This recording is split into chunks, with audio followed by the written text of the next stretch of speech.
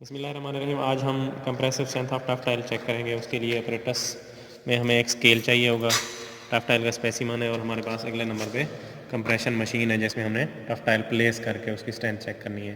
तो सबसे पहले हम इस टफ टाइल का एरिया चेक कर लेते हैं। एरिया चेक करने के लिए आपने इसकी लेंथ ले लेनी है और विड्थ ले लेनी है। इसकी जो लेंथ है ये 8 इंचज़ आ रही है, 8.0 इंचज़, और इसकी जो विड्थ है वो 4.0 इंचज़ आ रही है। 8.0 और 4.0। और ये जो है ये 50 mm की टफ टाइल है। तो 50 mm के लिए चैम्फर फैक्टर लगता है, वो मैं आपको एंड पे कैलकुलेशन में समझा दूंगा। तो एरिया लेने के बाद आपने एरिया मेजर करने के बाद आपने इस टफ टाइल को कंप्रेशन मशीन में प्लेस कर देना है। ये हमने स्पेसर डिस्क रखी हुई है ताकि इसका जो डिस्टेंस है वो कम हो जाए, इसकी स्पेस कवर हो जाए। ये देखें, हमने टफ टाइल को जो है वो प्रॉपरली प्लेस कर दिया है कंप्रेशन मशीन के अंदर। और उसके बाद हम इस कंप्रेशन मशीन को स्टार्ट करके इसकी वैल्यू निकाल लेंगे। ये देखें, कंप्रेशन टेस्ट हमने सेलेक्ट किया हुआ है। इसकी अगर आप सेटिंग और इसको यूज़ करना देखना चाहते हैं तो वो आप मेरी वीडियो में देख सकते हैं जिसमें मैं कंट्रोल की मशीन की सारी सेटिंग बताई हुई है। ठीक है, अब आपने इस टेस्ट को स्टार्ट करना है तो F4 से आपने इसका पंप ऑन करना है। उसके बाद आपने F5 से टेस्ट स्टार्ट कर देना है। ये F5 से टेस्ट स्टार्ट करेंगे तो यहाँ पे लिखा हुआ आ रहा है टेस्ट इन प्रोग्रेस। तो टेस्ट जो है वो प्रोग्रेस के अंदर है। अब हमने अल्टीमेट लोड चेक करना है जिसके ऊपर वो टफ टाइल जो है ब्रेक हो जाएगी। उसके बाद हम उसकी कैलकुलेशन की तरफ जाएंगे। ये देखें, टफ टाइल के ऊपर जो है वो किलो न्यूटन्स में लोड आना स्टार्ट हो चुका है। तो हमने यही किलो न्यूटन नोट करना है कि कितने मैक्सिमम किलो न्यूटन्स पे जो है वो टफ टाइल ब्रेक हो जाती है। ये देखिए 700 किलो न्यूटन क्रॉस कर चुकी है।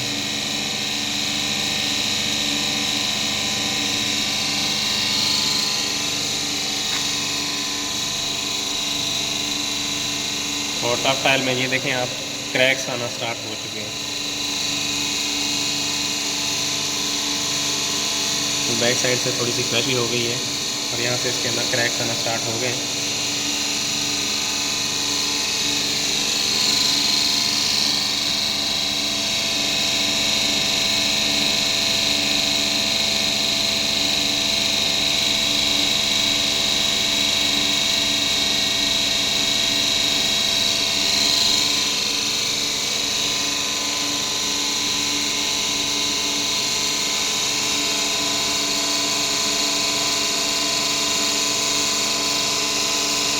ये देखें, क्लियर क्रैक्स जो है वो आना स्टार्ट हो गए और टफ टाइल जो है ब्रेक होना भी स्टार्ट हो गई है। टफ टाइल जो है कम्प्लीटली ब्रेक हो चुकी है। इसकी रीडिंग जो है वहाँ पे वो स्टॉप हो गई है। ये आप देख सकते हैं 985.5 किलो न्यूटन जो है इसकी अल्टीमेट स्ट्रेंथ है। किलो न्यूटन में उसके ऊपर लोड है जो कि उसने बेयर किया है। तो अब आपको मैं कैलकुलेशन समझाता हूँ। अब compressive strength of tough paver या टफ टाइल के लिए जो हमारे पास crushing load of tough tile आया है वो है 985.5 किलो न्यूटन। उसके लिए compressive strength of tough paver या कोई भी स्पेसिमन है उसका अगर कंप्रेसिव स्ट्रेंथ हमने चेक करनी हो तो उसके लिए जो फार्मूला होता है वह crushing load of tough tile या crushing load of any specimen, और उसके बाद डिवाइडेड बाय उसको करते हैं एरिया ऑफ टफ टाइल या जो भी स्पेसिमन होता है उसका एरिया। उसके बाद कंप्रेसिव स्ट्रेंथ निकालने के लिए अब ये देखें, ये इंपॉर्टेंट चीज़ है। इसमें हमारे पास क्रशिंग लोड क्या था, 985.5 किलो न्यूटन्स। इसको फिर मैंने केजी में कन्वर्ट करने के लिए, क्योंकि ये देखें ना 1 kilo newton is equal to 101.971 KG के इक्वल होता है, और 1 केजी जो है ये 2.2046 पाउंड्स के इक्वल होता है। अब मैंने इसको केजी में क्यों कन्वर्ट किया, फिर पाउंड में क्यों कन्वर्ट किया, तो उसकी वजह ये है कि ये हमें चाहिए होती है रिक्वायरमेंट पीएसआई में, क्योंकि एएसटीएम स्टैंडर्ड में जो यूनिट दिया गया है वो पीएसआई और एमपीए में दिया गया है। तो इसलिए इसको मैंने पीएसआई यानी कि पाउंड्स पर स्क्वायर इंच में कन्वर्ट करने के लिए इसको पहले मैंने पाउंड्स में कन्वर्ट किया। ये देखें, इसको किलो न्यूटन को ये केजी में कन्वर्ट किया, केजी को फिर पाउंड में कन्वर्ट किया। उसके बाद जब उसको टफ पेवर के एरिया पे डिवाइड करेंगे, एरिया कैसे निकालेंगे, ये टफ टाइल की लेंथ थी और ये उसकी विड्थ थी, उनको मल्टीप्लाई किया तो ये एरिया आ गया हमारे पास। तो ये हमारे पास यूनिट कौन सा आएगा, पीएसआई। तो हमने इसको जब कैलकुलेट किया तो ये 6923 पीएसआई आया है।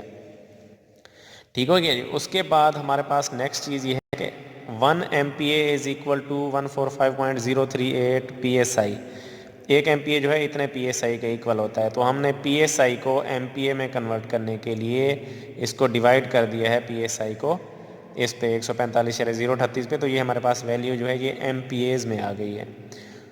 उसके बाद नेक्स्ट जो इम्पॉर्टेंट चीज़ है वो होता है इसका करेक्शन फैक्टर। करेक्शन फैक्टर ये होता है कि जो टफ टाइल का चैम्फर फैक्टर होता है, चैम्फर फैक्टर मैं आपको टफ टाइल का दिखा देता हूँ। अब ये देखें, ये इसका चैम्फर है, ये चैम्फर है, इसकी वजह से जो है ना फैक्टर लगता है। एक टफ टाइल होती है जो बिल्कुल इस तरह से प्लेन होती है, बिल्कुल प्लेन होती है, उसका कोई इधर से चैम्फर नहीं होता। लेकिन कुछ टाइल्स होती हैं जिनका ये चैम्फर होता है, उसकी वजह से फैक्टर लगता है। वो आप ये देख लें, इस तरह से मैंने ये यहाँ पे लिखा हुआ है, correction factor for thickness and chamfer of paver block. Paver block के लिए जो चैम्फर फैक्टर लगता है वो होता है पेवर ब्लॉक की थिकनेस, ये mm में दी गई है। उसके बाद नेक्स्ट जो है उसमें अगर टफ पेवर प्लेन होगी 50 mm की, तो उसके लिए जो हमारे पास फाइनल रिज़ल्ट आएगा उसको हम 0.96 से मल्टीप्लाई करेंगे। और अगर वो चैम्फर्ड होगी, क्योंकि आपने देखा था टफ टाइल हमारी चैम्फर्ड थी, तो हम उसको 1.3 से मल्टीप्लाई करेंगे। ठीक है, ये डिपेंड करता है रिक्वायरमेंट पे। अगर आपके पास रिक्वायरमेंट इसकी है, मतलब स्टैंडर्ड आपको जो भी आप स्टैंडर्ड फॉलो कर रहे हैं उसके अंदर अगर इसकी चैम्फर फैक्टर की रिक्वायरमेंट है तो तब आप लगाएंगे। ठीक हो गया जी। अगर प्लेन होगा तो अब क्योंकि प्लेन नहीं था हमारे पास चैम्फर्ड था, तो हम इसलिए, और 50 mm की हमारे पास टफ पेवर थी, तो इसलिए हमने ये 1.30 से मल्टीप्लाई करेंगे। जो हमारे पास स्ट्रेंथ आई है तो हमारे पास ये एग्जैक्ट स्ट्रेंथ आ जाएगी। ठीक है, इसी तरह से बाकी अगर ये साइजेस दिए गए हैं, बाकी थिकनेस दी गई हैं ये, तो उसके मुताबिक ये जो फैक्टर हैं वो ये लगेंगे। अच्छा, अब ये देखें कि करेक्टेड कंप्रेसिव स्ट्रेंथ हमारी किस तरह आएगी। 1.30 से मल्टीप्लाई करेंगे, जो कि ये हमारे पास चैम्फर्ड थी, तो ये हमारे पास ये हमारी फाइनल PSI में स्ट्रेंथ आ गई है। और उसके बाद अगर MPa में आप इसको कन्वर्ट करना चाहते हैं तो MPa में हमारे पास फाइनल स्ट्रेंथ ये आई है। तो हमारी रिक्वायरमेंट कितनी होती है, according to ASTM average compressive strength should not less than 8000 PSI। 8000 PSI से हमारी कंप्रेसिव स्ट्रेंथ जो है वो कम नहीं होनी चाहिए, ये एवरेज। और अगर आप इंडिविजुअल कर रहे हैं तो इंडिविजुअल में हर एक टफ टाइल की 7200 PSI से कम नहीं होगी। मतलब उस टफ टाइल को आप कंसीडर ही नहीं करेंगे जिसकी स्ट्रेंथ जो है वो 7200 PSI से कम होगी। 7200 PSI से हर एक टफ टाइल की स्ट्रेंथ ज़्यादा होनी चाहिए। जब आप एवरेज करें तो वो 8000 PSI से ज़्यादा होनी चाहिए, तो हमारी टफ टाइल पास होगी।